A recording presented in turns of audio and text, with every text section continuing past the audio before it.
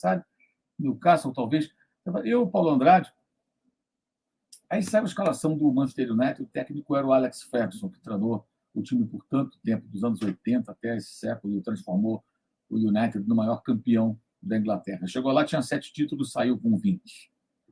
O Everton tinha 9 títulos quando ele chegou. O Everton continuou com 9, ele deixou o clube com 20. Fora Champions League, ganhou, fez finais, enfim. E Copas, né?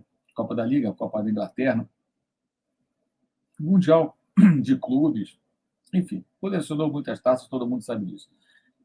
Quando saiu a escalação, ele repetiu a escalação do jogo anterior do United. E todo mundo ficou surpreso lá na Inglaterra, porque isso não acontecia, sei lá, 10, 12 anos. Era uma coisa... Cara, isso é muito comum. Então, ele não vai repetir a escalação. Então, para ele, inclusive, essa questão do vazamento, ela acaba sendo mais importante. Aliás, aproveitando esse gancho, é sempre bom deixar claro o seguinte, eu até escrevi isso hoje no Twitter, que eu vou até ver se eu coloco aqui esse tweet na tela, acho que ele ajuda a entender, que tem gente que não está entendendo isso. Tem gente que não está entendendo, não consegue entender. Então, vamos tentar aqui deixar a coisa mais clara, né? Para quem eventualmente não tenha entendido. Aqui o tweet. Para quem não entendeu, não é difícil entender. 1. Vazou informação, interrogação. O repórter dá a informação. Sem discussão. Aplausos. Perfeito. Trabalho correto. 2. Vazam muitas vezes informações importantes, estratégicas até, seja de um clube, de uma empresa, do governo. Há repercussão. Mas por quê? Sobre o quê?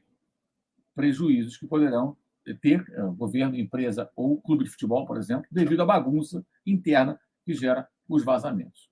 Entendido? É muito claro. Não se trata de questionar o trabalho do repórter que dá, eventualmente, uma informação, não só uma escalação, mas qualquer informação interna. Mas quando várias informações vazam, ainda mais no caso da escalação, para um técnico que muda o jogo, muda o time com frequência, isso é jogar contra o clube. O jornalista não tem nada com isso, ele tem que dar informação. Se eu tiver uma informação relevante, é claro que eu vou dar. Para mim, a escalação do time não é para mim, a rotina de trabalho não é algo tão importante. O setorista do clube talvez seja. Mas também, se eu tiver por alguma razão, eu vou compartilhar, porque o nosso trabalho é esse, é compartilhar as informações, desde que corretas. Então, isso não tem discussão. Então, qual o ponto, então? O ponto é o clube ser tão vulnerável e ter tanta desordem que toda hora vaza informação. Isso também é pauta. Como se fosse um governo, como se fosse uma empresa. Imagina uma empresa grande que fatura muito, como o Flamengo fatura muito. E as informações estratégicas da empresa vazam e os concorrentes sabem o que eles vão fazer. Vai lançar um novo produto, vai mudar a forma de vender, de anunciar, de distribuir, a logística e tudo. Isso tudo, cara, é segredo empresarial, é estratégia de negócio. Aí você tem isso vazando toda hora. Isso é claro que isso é relevante. E no futebol também é. Então, ninguém está a condenar o repórter, o jornalista que lê, pelo contrário. Mas é um assunto relevante a zona que é o Flamengo nesse sentido. Né? E ontem, eu fiquei até sabendo quem seria o X9. Não vou ficar dando nome, porque não tem a prova cabal. Então, fico com a informação, não posso compartilhar. Mas é realmente bizarro. Bizarro. É bizarro. Porque tem gente lá, uma ou mais pessoas, que compartilham uma informação que é estratégica para o clube, alguém que joga contra.